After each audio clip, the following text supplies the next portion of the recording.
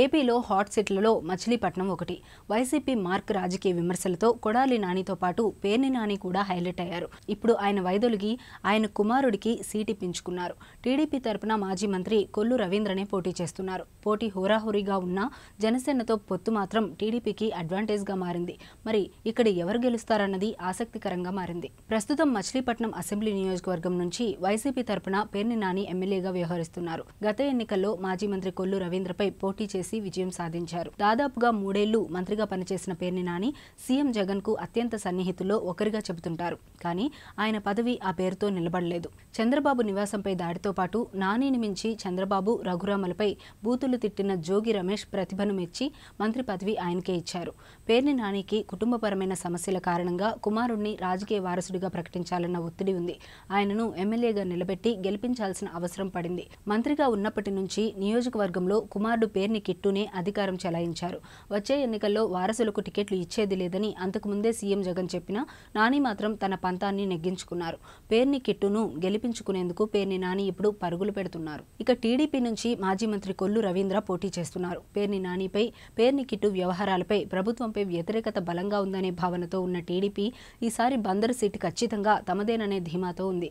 బందరు సెగ్మెంట్లో టీడీపీలో పెద్దగా గ్రూపులు లేకపోవడం ఆ పార్టీకి అడ్వాంటేజ్ గా మారింది. పార్టీ మొత్తం కొల్లు రవీంద్ర వెంట ఉంది.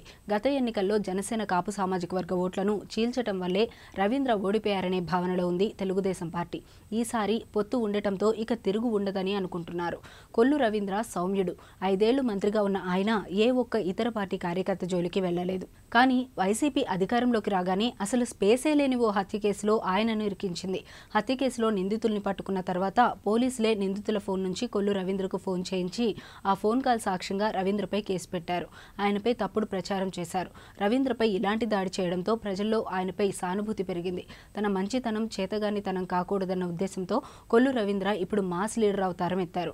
ఎలాంటి సమస్య ఎదురైనా చిటికెలో వాలిపోతూ ప్రజల్ని ఆకట్టుకున్నారు.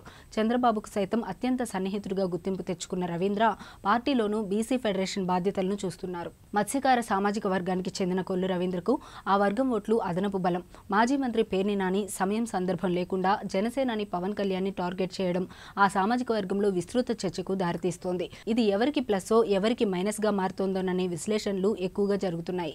నాని కూడా అదే సామాజిక వర్గానికి చెందిన నేత కావడం, టీడీపీతో జనసేన పొత్తును తప్పుబడుతుండటం కూడా ఇక్కడ ప్రధానంగా చర్చకు వస్తోంది. నియోజకవర్గంలో రోజు రోజుకి క్షీణిస్తున్న శాంతి భద్రతా సమస్యలు ఓటింగ్లో తీవ్ర ప్రభావం చూపే అవకాశం ఉంది. ఎలా చూసినా పేర్ని నానికి కుమారుణ్ణి గెలిపించుకోవడం విషమ పరీక్షగా మారింది.